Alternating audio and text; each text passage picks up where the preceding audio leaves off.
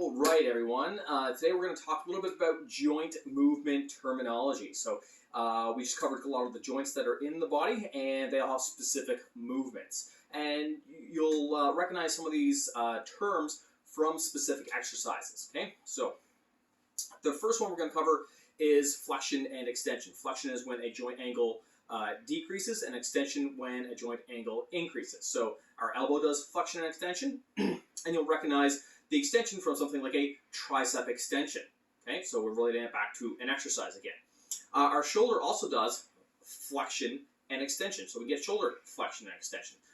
We also get knee flexion and extension. And again, you can kind of go back to an exercise when you're doing leg extensions, right? So that knee extension. Our hips also do flexion and extension. And you can do it in two different ways, where you're hinging this way. So that's hip flexion and hip extension. Or if you pull your leg up in front of you, this is also hip flexion and hip extension. So depending on the different movements, different joints can have the same type of movement, flexion and extension. Next, we're going to talk about abduction and adduction. So abduction is moving away from the body. You think about it in a lateral raise. And adduction, moving it back in. I always think of it as saying you're adding it back into the body. So abduction, you also hear called abduction, and adduction or adduction. So that's in our shoulder joint. We also have horizontal adduction and abduction, because that's on the horizon. Okay, abduction, adduction. You also get it in your hips, abduction and adduction. And you may look at some of the abductor and adductor machines that are in the gym as a reference to that point. Next, we have internal and external rotation, and that's in the shoulder joint. You can also get this in hip joint as well. So you have an internal rotation of the shoulder and an external rotation. So internal and external, you'll also see it done like this. Internal and external, in your hip also does it as well. External and internal. Okay. Now we have protraction and retraction. Now in this one, we're really specifically talking about the shoulder blade. So if you look at your shoulder blades, you have something called protraction and then retraction.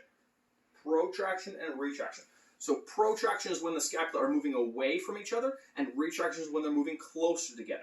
So when we're cueing something like a seated row, we really want to get somebody to retract their shoulder blades and pulling them together. The next one, again, elevation and depression, is also a shoulder blade motion. So elevation moving up and depression moving down. Kind of hard to see, but you get to kind of get that elevation and depression. Elevation and depression.